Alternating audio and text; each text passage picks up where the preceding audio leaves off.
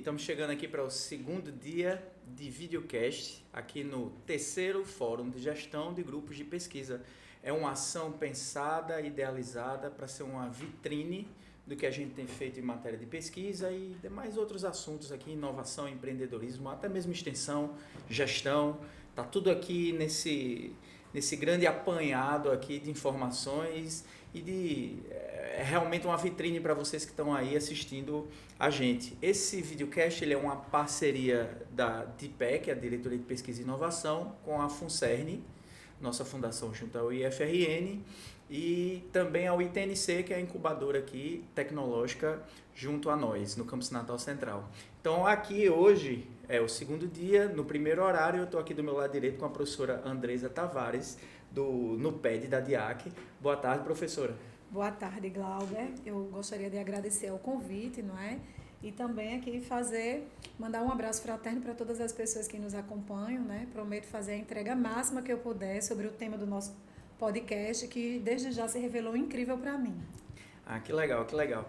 Aqui eu estou com a professora Josiane Gesta também, que é... Qual é o seu grupo? É o GIP da Diacona, é isso, professora? Seja muito bem-vinda, uma boa tarde. Exatamente.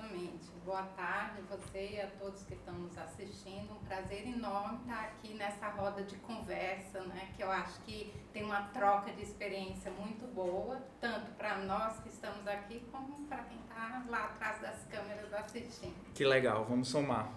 E aí, professor Ivanilson aqui Vieira na minha frente, o professor que ele é doutorando em convênio com a Universidade de Coimbra, não é isso, professor? E hoje está ligado ao Laica, na Diatinf. Boa tarde, professor, seja bem-vindo. Boa tarde, obrigado pelo convite.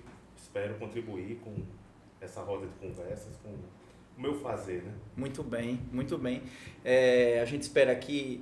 Para vocês que não sabem, existe uma razão para a gente estar com esses três convidados aqui, cada um em sua área de expertise. Eles têm uma imensa contribuição científica e de produção para o campus e para o IFRN, como sociedade também, uma entrega imensa. Então não é à toa que eles estão aqui hoje, são dos maiores pesquisadores que a gente tem hoje no Campus Natal Central e nada mais justo do que eu começar pedindo que cada um deles fale um pouco da sua área de atuação e o que eles têm de indicadores, o que eles mostram, assim, eu quero saber por que eles estão aqui hoje. Eu queria começar com o professor Ivanilson. Professor, o que você tem assim de produtos principais, o que está saindo assim da sua produção científica hoje em dia? Vamos lá. Eu acho que eu vou colocar pelos últimos 5 anos, né? Pois não. Eu faço parte da DIATINF, a diretoria de informática aqui do Campus Natal Central, diretoria acadêmica de informática. Nós temos cursos integrados, cursos superiores, né? No curso integrado, o laboratório ao qual eu faço parte, que é o Laica, nós trabalhamos muito com a parte de robótica educacional e microcontroladores, né? Eu digo muito que eu tenho segundas intenções em relação à robótica, né? Que o aluno ele aprende a programar o computador, o robô, e depois, a partir do segundo ou terceiro ano, do terceiro ou do quarto ano, a gente já coloca o aluno para trabalhar com outras coisas, mas usando essa mesma tecnologia que ele aprendeu no computador, né? Com relação à parte dos cursos superiores, né, nós temos uma prática lá na DIATINF nós levamos digamos assim, os trabalhos finais de curso, né, de uma maneira muito séria na parte acadêmica. Então, por exemplo, quando nós vemos um TCC que ele pode virar um bom artigo, nós pegamos esse, claro, não é só a defesa do aluno, mas nós formamos um tecnólogo, então quando ele atinge aquele grau de tecnólogo, ele vai fazer a defesa para quê? Ele vai segurar o aluno até que ele tenha um artigo de alto nível. Não, mas quando a gente vê que aquele artigo ele pode se tornar uma coisa já melhor, tem potencial. Exato, então nós trabalhamos em cima dele. Quando não, temos que lembrar também da nossa parte tecnológica profissional, nós também temos pedido de patente e também registro de software. Isso também conta muito dentro da parte do IFRN. Então, acredito, nesses últimos 5 anos nós estamos nisso. E como eu estava em processo de capacitação, né, numa universidade internacionalizada, então também tenho outros artigos em virtude disso, né? Nesse ano, inclusive, a gente foi campeão da robótica do IFRN, agora na última CESTEC, a equipe agora aqui do Laica. E é uma das pautas aqui, temos convidados aí nessa área, acho que é para amanhã. Na programação lá você pode checar Acho que tem um aluno de vocês que está convidado aqui para explicar como foi essa boa experiência, esse sucesso aí nessa experiência. Isso aí.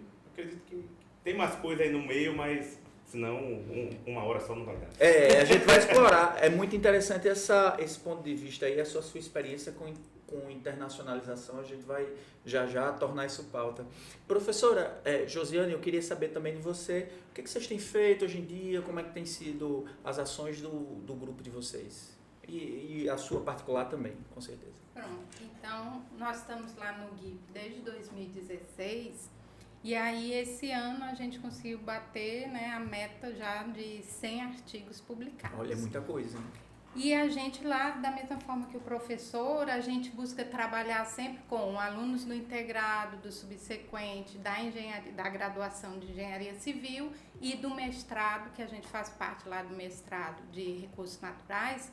A gente traz eles também para tentar exatamente trabalhar muito de uma forma multidisciplinar e ter essa troca entre os alunos. Sim. E aí, em termos de publicações, lá a gente sempre trabalha muito no método de escada mesmo, degrau. Então, um aluno do integrado, acabou de chegar, não consegue, lógico, um periódico. Um alinhamento expectativo, né? Professor? Então, a gente vai ali trabalhando com ele, conseguindo primeiro um evento nacional, se ele for progredindo, um evento internacional, até conseguir chegar com alguns, claro, não com todos, chegar lá nos periódicos. Então, a linha que a gente tem feito ao longo do tempo tem sido exatamente essa. Procurar, primeiro, incentivar muitos alunos para essa área da pesquisa, que a gente vê que nem todas as pessoas têm essa vertente, gostam, né, ou querem. Então, tentar puxar eles, provando que a publicação, o artigo, ele nada mais é do que você divulgar o resultado da sua pesquisa. Então, é um processo que se espera que seja natural. Se a pessoa fez a pesquisa, ela tem agora até muito prazer em estar divulgando o que fez. Então, eu acho que o nosso caminho tem sido esse lá no GIP. Ah, que legal, muito bom saber. E aqui do meu lado direito eu tenho uma professora Andresa que... Professora, você foi campeã na publicação, estou errado, foi isso mesmo? Campeã em publicações? Foi, no ano de 2003, e aí a gente tomou conhecimento, acho que na primeira semana do corrente ano, né, em janeiro de 2023. Então, assim, mulheres, eu fico muito feliz em estar aqui com Josi, vou chamar de Josi, tudo bem? Tudo bem. Porque muitas jornadas, né, a gente tem que enfrentar e ser mulher, mãe, trabalhadora, gerenciar tantos outros processos. Desafios extras, né, professora? E poder estar nesse pódio, que é um pódio honroso, não é o pódio da vaidade, não é o pódio da competição, é o pódio da honra. Olha. Do compromisso ético que cada um de nós precisamos ter com a oferta, as ofertas curriculares do IFRN, porque no nosso PPP está posto ensino, pesquisa, extensão e agora internacionalização. Sim. É um quadripé. Sim. Então não é por uma questão de vaidade, é por uma questão de compromisso ético com nossa função social na instituição e a missão dessa instituição. E aí, sobre os indicadores, né, o que eu tenho a dizer? Vamos lá, eu sou professora do IFRN Senato, lotada na DIAC, e eu trabalho com os cursos de graduação, principalmente as licenciaturas, mas eu também tenho um flerte com as graduações tecnológicas, porque trabalho com eles, é metodologia de trabalho científico, epistemologia das ciências. Inclusive, esse período que vem agora, eu já vou renovar meu enlace com a graduação tecnológica. E também sou da pós-graduação stricto sensu, né? Então, hoje eu sou professora tanto do mestrado profissional em ensino de física, a única mulher, sou professora do PPGEP, né? E aí eu sou professora e orientadora do mestrado, do doutorado, do pós-doutorado, e também o meu xodó, né? Aquele grupo que eu entrei na instituição, meu concurso público foi sobretudo lá em 2008, para ser professora do componente curricular didática nos cursos de licenciatura. Né? Então, minha grande imersão hoje em matéria de iniciação científica, de programa de residência pedagógica, que são chamadas públicas que a gente conseguiu aprovar junto à CAPES, é para atender o público das licenciaturas, esse público é o que eu mais trabalho. E o que são indicadores de produções que tenho com eles? Muitos artigos científicos, sobretudo com a ALISAR, bastante A1 esse ano. Eu fiquei muito feliz com a performance A1 dos meus orientandos, porque eu estou no estricto sensu. É diferente, eu não estou falando aqui, eu não estaria trazendo essa argumentação se eu fosse exclusivamente das licenciaturas ou das outras ofertas, como a oferta que eu amaria chegar aqui e dizer, eu trabalho com ela também, que é o ensino médio integrado, subsequente, né? Então, temos esse link com os periódicos, mas, sobretudo, com muitos livros publicados. Os livros, tanto os alunos da licenciatura com graduação tecnológica como a estricto sensu, a gente sempre está seja livro autoral ou coletânea, né? Esse ano a gente fez acredito que chegou próximo a uns 10 lançamentos de manuscritos, a maioria deles online, porque o livro online hoje ele se tornou muito mais democrático, acessível, né? A possibilidade da publicação. Muitas produções em anais de eventos, em especial agora, recentemente, semana retrasada, que aconteceu o principal evento dessa instituição, que é o Colóquio de Educação Profissional, é o evento principal do nosso programa de pós-graduação, e a gente levou todas as ofertas da instituição, do ensino superior, graduações e a pós-graduação para dentro desse evento, e produzimos também de uma forma extraordinária. Então, são alguns indicadores. Se me permite, professora, você citou aqui as suas publicações mesmo, e eu tenho alguns números aqui, pode ser que enriqueça essa discussão. Olha só, nós temos aqui 117 publicações em periódicos, e com Qualizar, revistas com Qualizar, a gente tem 40 só de Qualizar aqui, e os seus estão aqui, o de vocês também. É um resultado realmente impressionante, demonstra o tamanho que a gente tem hoje, né, professora? O tamanho que temos, e volto a dizer, nossa responsabilidade ética com o nosso fazer. O professor que pesquisa, ele consegue um resultado muito mais extraordinário em sala de aula, ele consegue desenvolver o humano, o estudante, na integralidade, na totalidade, como prevê o nosso PPP, de uma forma muito maior, e é sobre isso. Muito legal. Esse assunto aí, inclusive, foi pauta ontem, né, no nosso primeiro dia, porque eu levantei uma questão aqui para alguns gestores e alguns líderes de grupo, de que forma esse fazer a pesquisa ele influencia positivamente, porque a gente vê o resultado na prática na carreira dos alunos, dos egressos que saem daqui, e as carreiras deles, se você botar uma lupa ali, o aluno que faz pesquisa, que ele participa mesmo, que ele se engaja nisso, ele costuma ter um desempenho diferenciado.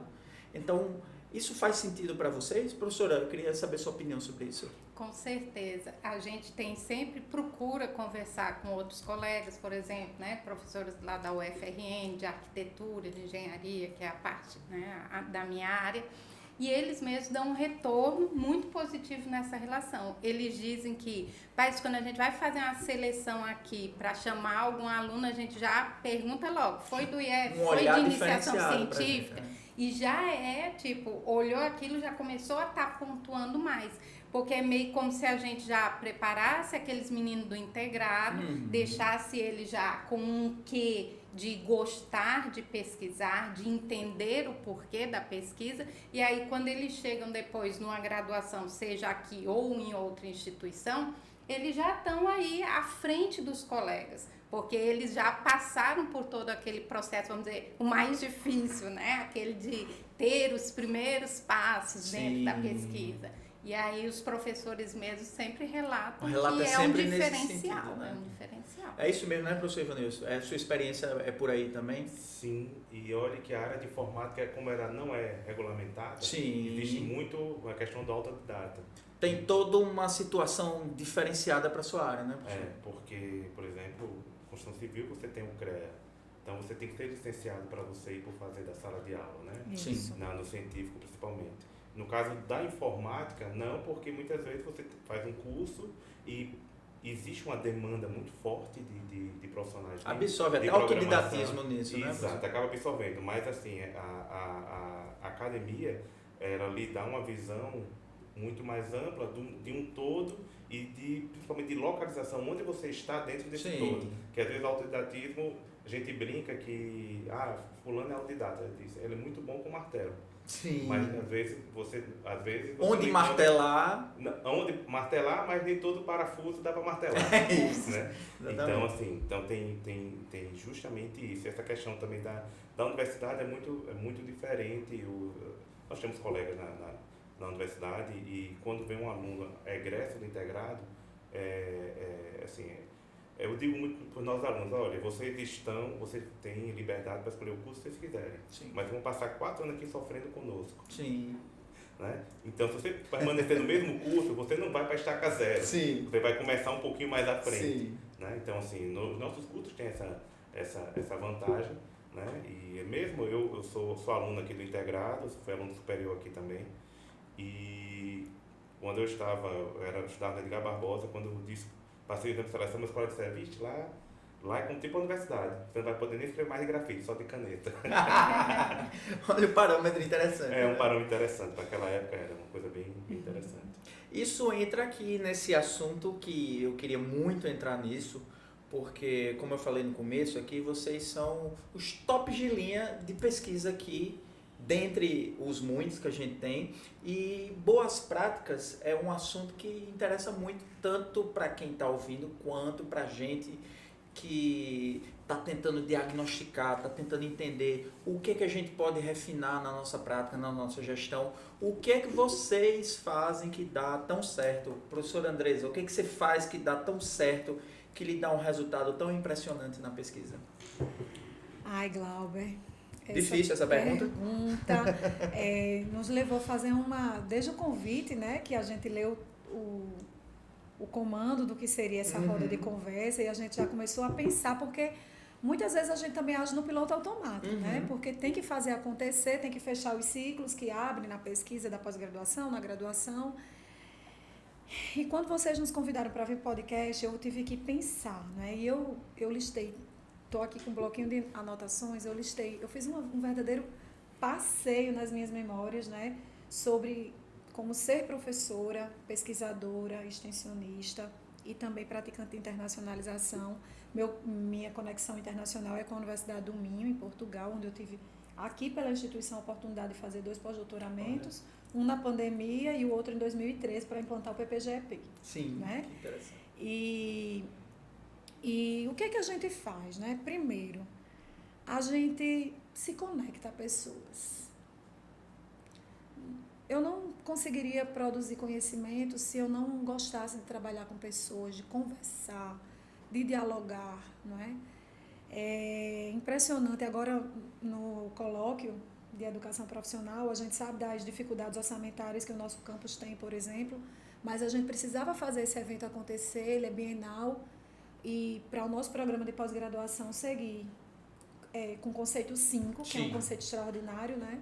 É um momento tenso isso, né, professor? Essa reavaliação. Muito tenso, mas com os nossos... Para quem não sabe. Todas as nossas emoções também, né? E quando a gente vai no grupo, um dos pontos que pontua bastante é essa conectividade entre os pesquisadores mais maduros e os principiantes da instituição. Sim. Então, conectar pós-graduação com cursos de graduação, alunos de licenciatura... Formar ciclos, né? Ciclos. E eu lembro que no desespero, né, da falta de recursos e de pessoal mesmo para vir trabalhar e tal, eu disse para a equipe, né, organizadora, eu disse, eu vou convocar os alunos da graduação, das turmas em que eu estou, são mais de 8 diários, importante dizer, olha. Ou seja, mais de 8 turmas, e eu vou convidá-los para saber quais deles gostaria de trabalhar como monitor no evento, para que a gente possa engrossar esse caldo dos seres humanos, né, que vão trabalhar essa instituição imensa, desde a sinalização física dos espaços, ao cuidado de estar nas salas das comunicações orais, das palestras, e eu startei nos grupos das minhas turmas, e assim, bastou 24 horas, em 24 horas eu já tinha 70 estudantes inscritos para serem monitores, e eu tive que interromper a pesquisa, né, a pesquisa por nomes, por caça de gente, para nos ajudar no evento, porque a adesão. Mas aí por que essa adesão? Né? Essa adesão vem dessa credibilidade que a gente tem por ser humano, por pegar na mão, por entender que ser um pesquisador estratégico, né, de eficiência, de êxito, é ter essa humildade de entender que quem chega para a gente chega em diferentes níveis e processos de desenvolvimento de pesquisador, do seu processo cognitivo, né, de suas múltiplas dimensões, que tem que estar tudo em equilíbrio para convergir bem para esses resultados de sucesso. É a escada que a professora Josiane falou. A escada. E uma coisa que pesa muito em mim é o fato de ser fruto desse ciclo saudável. Sim. Então, eu fui aluna de iniciação científica. Quando eu entrei, minha primeira graduação foi o curso de pedagogia na UFRN.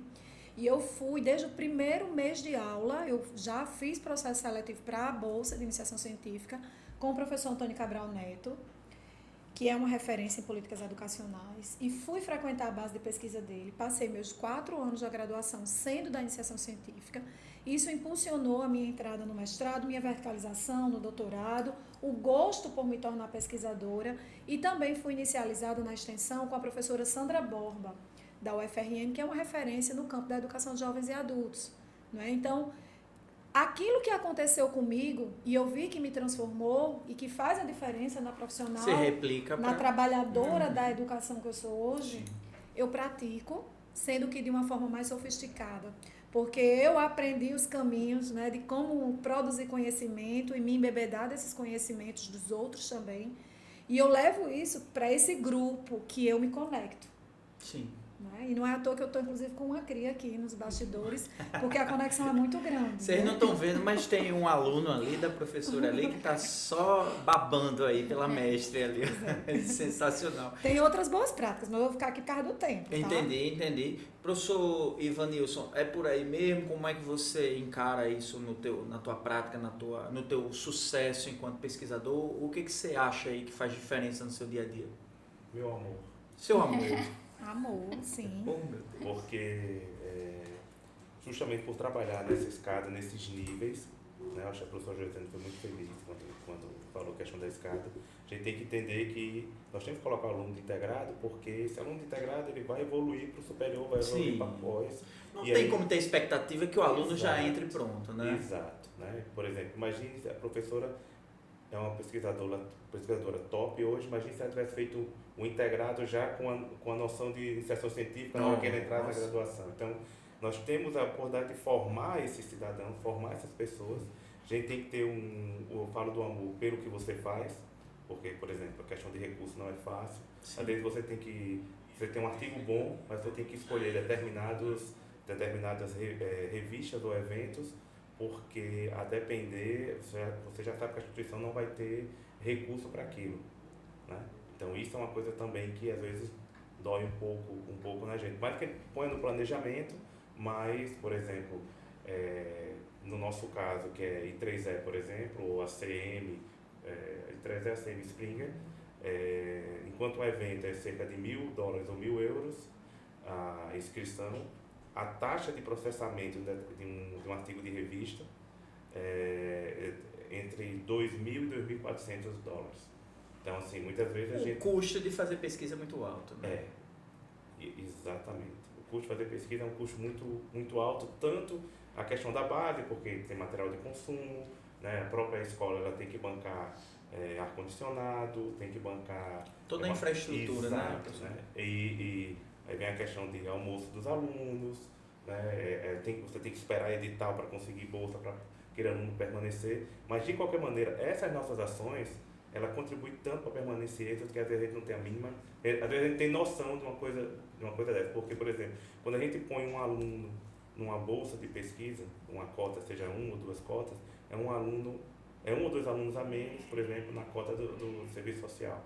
Então, já libera mais vaga para outras pessoas. Entendi. Entendeu? Então, meio que... Então, assim, é uma coisa... Saber fazer ali o meio de campo também para... Exato. O lençol é curto, né? Então, Exato, você vai o lençol cobrir é a curto. cabeça e descobre os pés. Nós temos milhares de alunos, centenas de professores. Sim. E o recurso, ele é finito. Você diria, professor, que esse é um dos principais desafios de fazer pesquisa, ou talvez o principal? Com a permissão para falar francamente, Sim. acredito que hoje o nosso principal desafio enquanto instituição é não penalizar o professor que faz pesquisa. Sim. Com a questão da carga horária docente. Carga horária docente, né? Eu acho que é claro, eu assinei o termo de posse para ser professor, para dar aula. Uhum. Não nego isso, né? Mas existem determinados limites e perfis, né? E perfis também, né? É claro. A própria A nossa própria forma de avaliação é uma forma de avaliação, que eu digo de progressão, né? Da nossa carreira profissional, ela analisa isso também. Sim. Né? Tem gente que é professor, mas assim, eu não faço extensão, não faço pesquisa, mas é professor, exímio professor. Sim. Né? Mas aí tem gente já que consegue navegar nesse tripé, nesse nosso tripé, que a gente fala tanto, né? Nosso tripé. Mas eu acredito que o grande desafio seria isso, porque, por exemplo, material de consumo você reaproveita, eu brinco muito que às vezes você às vezes tem, por exemplo, tem muita coisa de consumo que são cabos, são conectores para os robôs, então é muito complicado você pedir isso, planejamento do ano que vem, para você colocar isso. Então, às vezes, o que ajuda muito, quando você pega, por exemplo, uma cota de taxa de bancada, é perfeito, mas quando não pega, você não vai deixar parado. Entendi. A gente, às vezes, tem que comprar porque o material não é tão caro assim e não vai deixar parado por causa disso, né? E, assim, pelo menos aqui no campus, o pessoal é muito aberto com relação a isso.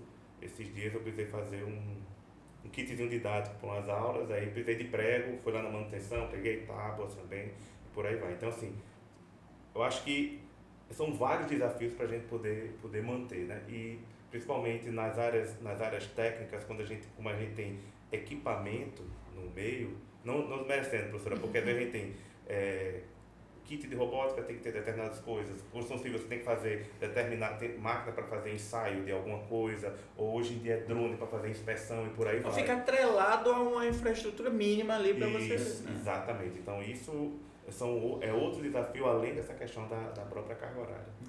Entendi. Professora Josiane, eu queria saber das suas boas práticas também, mas aí eu queria pegar esse gancho já dos desafios, eu queria que você falasse um pouco dessas duas coisas, além das suas boas práticas, se é por aí mesmo, se os desafios também estão na carga horária docente, se é o recurso, como é que a gente pode melhorar a pesquisa no Campo Central? Então, o professor foi muito feliz aí quando colocou essa questão de que cada grupo de pesquisa vai ter uma dificuldade diferente. Sim. Então, assim, a gente trabalha muito com computadores, né? Sim. Porque a gente trabalha com o BIM, que é a modelagem da informação da construção. Sim. Então, a todo instante, todo ano, está saindo um software com uma versão mais potente que precisa um computador mais potente. Sim. Que para funcionar uma realidade virtual, precisa agora de um equipamento que conecte e que não conecta. Você até pode conseguir o equipamento, mas para o seu computador não está certo. Senão você fica para trás, defasado. Né? E nem consegue fazer a conexão. Aquela sua máquina não se comunica. Não se comunica. Então, assim, o tempo inteiro precisa ter essa atualização, precisa ter, vamos dizer, investimento. É custo, tudo é custo. O tempo inteiro. Então, isso é algo que pesa muito. Entendi. A questão da carga horária, que o professor falou muito bem também, o que acontece? Aí vem o amor, né? Aí, por isso a gente só supera o problema da carga horária com o amor. Sim. Quem não tiver muito amor pela pesquisa, Sim. exatamente por estar à frente, não consegue, nem vai. Fica mais ali mesmo nas aulas. Por quê? Porque vai dedicar a pesquisa, lhe consome muitas horas. Porque cada aluno que você orienta, você tem que se apropriar daquele conhecimento para estar tirando as dúvidas dele. Então, lhe consome muito tempo e que acaba não entrando na carga horária. Então, entra no amor, né? Entendi. Estamos fazendo porque temos muito amor pela pesquisa. E as boas práticas, eu acho que assim, lá no grupo a gente encontrou um caminho. E esse caminho tem trazido bons resultados. O caminho a gente dividiu em 3 passos. Quando o aluno chega, aí ele vai primeiro ter treinamento de regras da ABNT, né? Então, como citar, como fazer referências e regras de o que você deve ter, qual seria o corpozinho, o boneco de um artigo. Aí ele passa por isso e ele mesmo vai criar um mapa mental a partir do que para ele essas orientações se tornaram mais relevantes. Isso aí está na minha estrutura de pauta aqui, que era um dos assuntos que eu vou trazer para vocês. É como fazer essa construção mesmo. Tem muito aluno assistindo, tem muita gente que está com o ímpeto e querendo essa iniciativa e pode explorar isso aí, que já seria pauta de toda forma. Pois aí ele tem esse primeiro passo, essa primeira etapa. Quando ele sai dessa etapa, aí ele vai agora para a revisão sistemática da literatura. Pode ser aluno de mestrado, de integrado, vai aprender a fazer uma revisão sistemática da literatura. Por quê? Nessa revisão é que ele vai aprender a ler. Porque só escreve bem quem lê bem. Quem não lê, quem lê sem entender o conteúdo, ele não vai conseguir escrever. São linguagens próprias, né, professor? Que precisa, são etapas. Quando ele aprende a ler esses artigos e fazer sua análise crítica, não é tipo, às vezes as pessoas pensam, análise crítica é falar mal. Não é falar mal. É ver, olha, esse artigo aqui, o que faltou no resumo? Mas está faltando alguma coisa. Então, ir observando, em cada leitura que ele faz, ele vai apontar, se eu estivesse escrevendo aqui, eu teria indicado lacunas, teria indicado as limitações.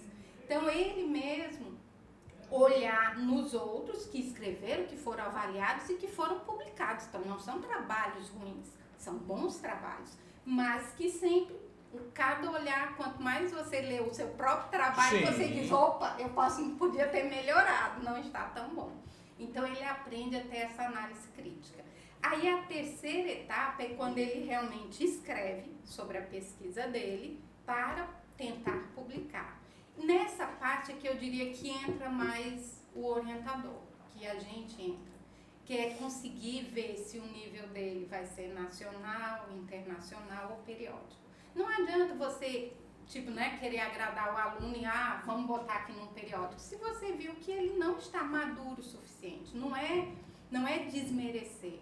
Mas nós mesmos ver em que degrau da escada ele está, né, professor? Exato.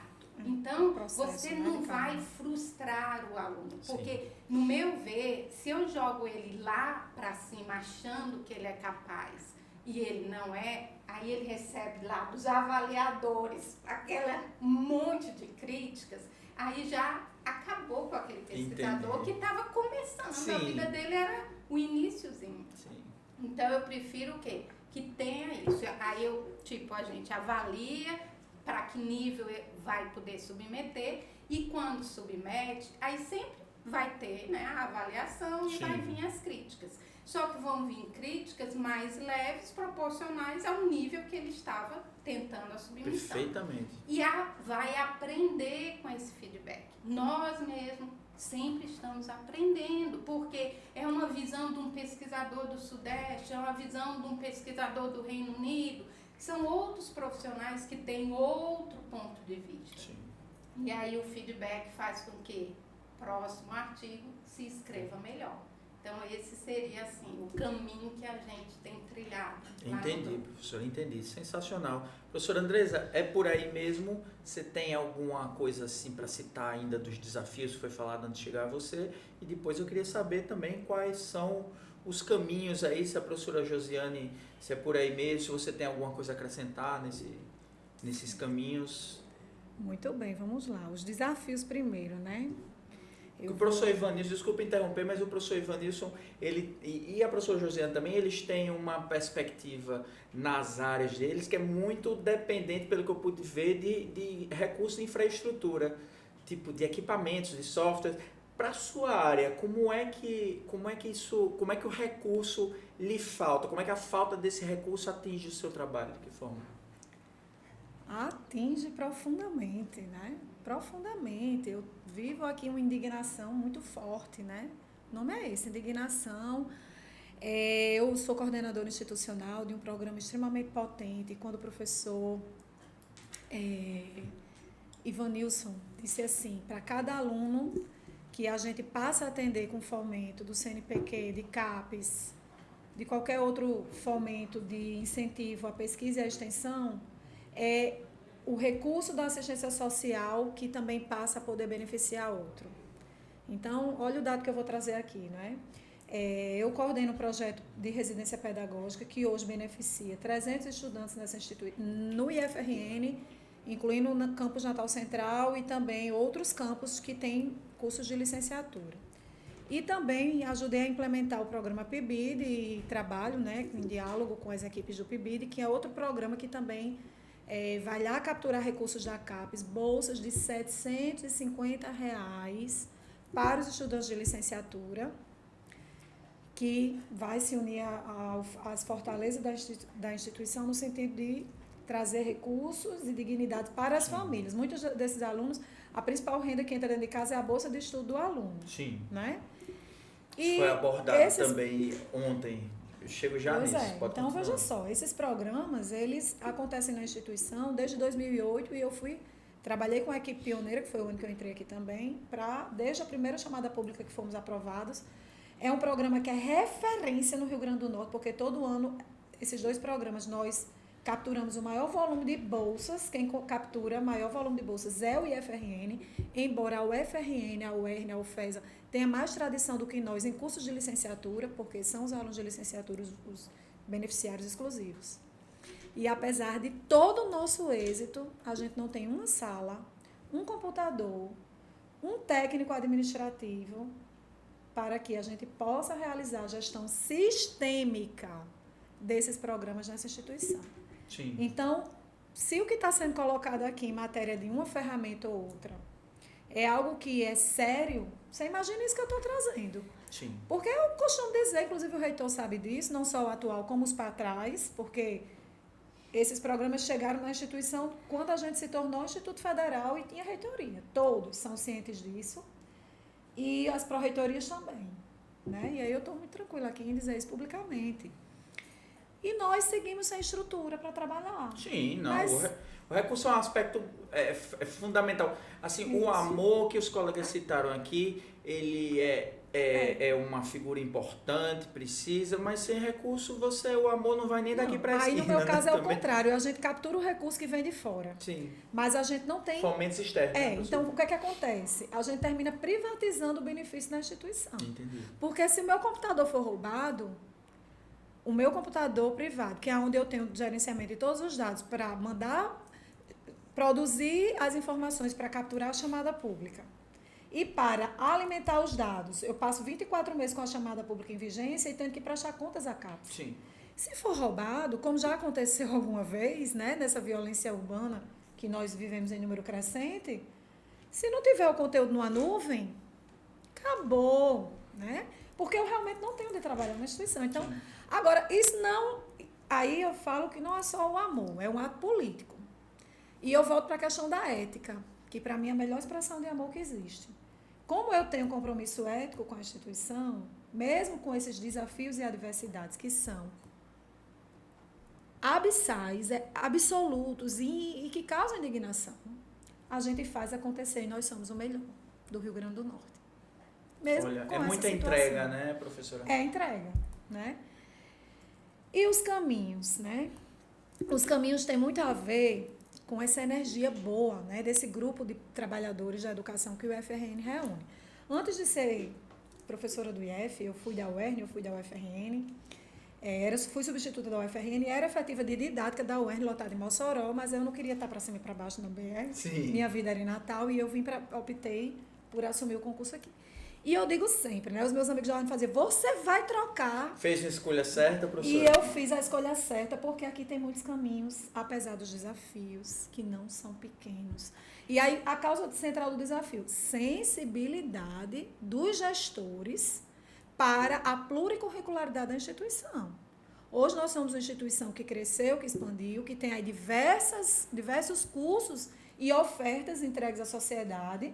E é como se quem faz a gestão, porque isso é uma questão de gestão, sim, acontecer, não percebeu ainda que precisa acolher bem todas essas ofertas, né? Para que as garantias de uma sejam também as garantias de todas. Sim. Isso é para encerrar os desafios, né? Eu venho para os caminhos. Então, tem coisas aqui na instituição que são muito, muito dignas e maravilhosas. Por exemplo, eu sempre, como eu sou das ciências humanas, né, e da ciência da educação, e em especial da educação profissional, a gente costuma dizer que para produzir conhecimento em ciências da educação, a gente tem que estar muito pleno, né, muito completo, muito equilibrado. Então, por exemplo, esse banho de arte que a gente tem, você conversando comigo, eu vendo a árvore de ferro ali, que eu visito com os meus alunos de práticas educativas lá nas rosquinhas. As rosquinhas, eu não posso deixar de falar. Os jogos dos alunos, os jogos dos servidores, né? essa rotina toda que a instituição tem, uma diversidade imensa de agendas científicas. A professora Josi disse alguma coisa que eu até trouxe numa figurinha que tem tudo a ver com esse nosso momento aqui, né? Nunca seremos bons naquilo que fazemos pouco. O professor Ivanilson também ressaltou isso. O que é que eu estou dizendo aqui? Se você... E aí eu volto a falar que, para além do amor, tem que ter o compromisso ético e político. Você está na instituição, você sabe que sua função é praticar ensino, pesquisa e extensão. A instituição promove um evento. Começa com as jornadas pedagógicas, que ali tem uma carga científico-acadêmica. Depois vai para a Cientec, a Expotec, os colóquios, os simpósios, os fóruns da vida que a instituição promove. Aí você não participa. E nem estimula os seus alunos, independentemente da oferta curricular, porque aqui a gente precisa estimular isso desde o ensino médio integrado, que são os nossos meninos pequenos, vamos dizer assim, os caçulinhas, né? Então, você não participa. Faz a semana da extensão, chama também, e eu estou trazendo a extensão para cá, porque também não dá para dizer que a gente só tem que estar imerso na pesquisa. Não, o pensamento é institucional, não né, é? professora? Isso. A integração aí tem a agenda institucional, da extensão. Aí você também acha que aquilo ali não é sua responsabilidade participar.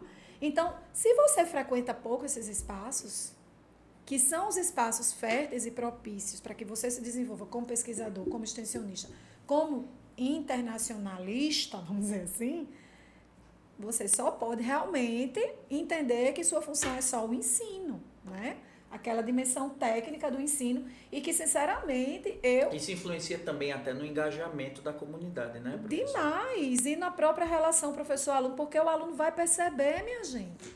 O professor que ele não está inserido na pesquisa, ele não está se reinventando, renovando, ele está completamente aquém dos novos objetos, das novas temáticas, das influências que a sociedade exerce na escola, na educação, nos grandes temas que atravessam a humanidade, né? E aí, como problematizar essa sala de aula? Como tornar essa sala potente, pulsante, viva? Eu realmente não consigo... Dissociar, né? não consigo dissociar e nem entender como é que possa existir algum professor, né, que acredite que somente de ensino ele vai conseguir efetivamente cumprir sua função de desenvolvimento humano. Você sabe, professora, que... de forma potente. Você sabe que nos temas de ontem, por exemplo, tivemos aqui uma mesa com os líderes, né? Então, vocês estão aqui, apesar de vocês serem líderes também, na posição que vocês estão hoje, mas vocês estão aqui mais para falar sobre a produção, sobre os artigos e tal, as dificuldades, o que dá certo, o que não dá certo. Mas ontem eu queria mais saber dos líderes, o papel do discente, como é que ele formou equipes e tal, era mais nesse sentido. E vocês estão muito alinhados com o que foi dito ontem, no sentido de que eu perguntava qual era o primeiro passo para a comunidade participar disso. O que um aluno, e todos diziam, é o engajamento, é a ideia, é a iniciativa de chegar e querer fazer. E isso, os fatores paralelos a isso, vem da sensibilidade, vem de agregado, vem de ocupar espaços. Eu vejo muito representado na sua fala, professora Andresa, o que já tem sido dito assim todos esses dias. Então, é um fator comum, perceptível para mim, e é muito bom, apesar de eu ser da pesquisa, eu não sou um pesquisador no nível de vocês, mas é muito bom eu, estando mais ou menos de fora da área de vocês, observar isso, porque a gente consegue ter uma visão mais horizontal, independente da verticalidade de cada um de vocês. Então, é o traço realmente comum, é esse engajamento da comunidade, não só dos nossos pares, mas principalmente dos nossos alunos também, e para isso é necessário esse requisito, não é isso, professora? Do ocupar espaços, do integrar a extensão com pesquisa, com ensino, é mesmo integrar-se em comunidades. É por aí mesmo? É por aí. Eu não me vi me formando em pedagogia, porque assim, para pensar se esses fatores são importantes para o estudante que nós atendemos hoje, é ético e vamos dizer assim, um caminho seguro você se reportar o seu tempo de aluno, das questões que aconteceram com você. Sim. E é muito o que a gente está fazendo nessa roda hoje, pensando o que é que a gente faz que depois termina dando certo, né? Então, me reportando ao tempo de estudante, eu fico pensando como foi fundamental. Tanto terminei graduação em pedagogia, como terminei graduação em jornalismo na UFRN. E nas duas graduações, viver grupos de pesquisa, viver as jornadas científico-acadêmicas que é a instituição, que é uma das melhores do Brasil, né? E o IFRN, que é um dos melhores do Brasil e que a gente trabalha e que a gente leva, não é? Como missão, essa responsabilidade dessa manutenção, desse pódio nosso.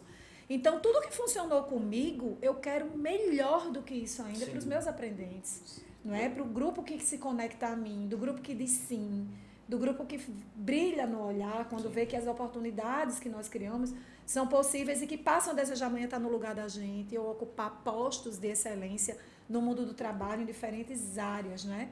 Então, se tudo isso que a gente está falando aqui, ensino, pesquisa e extensão, e como pesquisa, eventos, base de pesquisa, grupos de pesquisa, escrita do trabalho científico, se apropriar do plano de pesquisa, entender que existe currículo Lattes, tem que atualizar o Lattes. Porque se você tiver uma produção imensa, mas não tiver comunicado em Lattes e OCID... Não está no mundo. Ou ORCID, não vai para o mundo. E isso não vai ajudar a puxar o nosso grupo. É verdade. Para expressar essa nossa força, essa nossa potência de produção. Perfeito, professora. Você vê, no começo da nossa conversa aqui, antes de entrar no ar mesmo, eu disse para vocês, o tempo vai assim, fluir de uma forma que a gente não vai nem ver. E aí a gente, nessa conversa gostosa, leve, transparente, emotiva e técnica, tudo ao mesmo tempo, nesse carnaval, a gente está chegando na nossa reta final. E as últimas perguntas aqui, a professora Andresa já falou mais ou menos isso no seu texto. Eu queria saber da professora Josiane e do professor Ivanilson, cada um por vez, esse papel da pesquisa para a sociedade. O que é essa entrega? De que forma a pesquisa, o papel de vocês aqui transforma? O papel de vocês assim tem essa função social, essa função integradora e de inovação e de, enfim, de que forma isso soma para a nossa sociedade, não só aqui no Rio Grande do Norte, mas de uma forma geral. Professora, o que você acha disso? Então, primeiro tem essa vertente, que se pensa pontual, que o professor falou de um aluno, mas aí a professora ressaltou, não é de um aluno, é do aluno na família dele. Sim. Em onde ele está, nos colegas do bairro dele. Então, quando ele está aqui e ele descobre novas maneiras de viver, não é só de pesquisar, é de se comportar, a questão ética que a professora falou, o que é um plágio, o que significa você copiar palavras de outro, ideias de outros. Então, o aluno aqui, dentro de qualquer grupo de pesquisa, ele começa a adquirir toda essa postura ética. E ele leva de volta para o meio dele, para os colegas dele, para a família dele. Então, algo que a gente pensa, se eu tenho lá na base 12 alunos, meu impacto são 12 alunos. Não são, é uma cadeia. Sim. Fora as ações de que, quando o artigo é publicado, seja num evento nacional, internacional ou num periódico, tem um alcance enorme o resultado daquela pesquisa, que já vai servir de base para outros pesquisadores. Então, é como toda a inovação, ela caminha, é como ela é trilhada. Eu não preciso partir do zero. Eu vou usar como referência o trabalho de fulano e aí eu já vou sair agora mais rápido, porque a gente tem essa questão das pesquisas, 7 meses, 12 meses. Aí você diz, como consegue ter um impacto tão grande em pouco tempo? Mas é porque é sempre alicerçado em pesquisas anteriores. A gente já trilhou um mais básico com um aluno e com o outro a gente avança. Então a gente consegue esse impacto social. Incrível. É por aí mesmo, professor Ivanilson? Sim, com certeza. Eu acho que esse nosso impacto, muitas vezes a gente não tem noção do que vai se tornar no futuro. Por exemplo... A reação em cadeia, né? Exato, porque esse impacto, quando começa... no momento aqui, se eu for pegar meus egressos, sei lá, de 5, 6 anos atrás, né? O pessoal diz muito, mas você está fazendo a mesma coisa, está fazendo controle de acesso. Mas o controle de acesso era com teclado, agora já está reconhecimento facial, mesmo controle de acesso, né? E já vai aparecer, porque a gente tem que se adaptar às novas tecnologias, por mais existe essa coisa de não é reinventar a roda. Eu brinco muito, não, eu gosto muito de reinventar a roda, não, mas eu gosto muito de ensinar como a roda ela foi feita. Porque a partir daí você vai evoluindo a questão do fazer da roda, né? E uma coisa interessante que a professora comentou essa questão da evolução, né?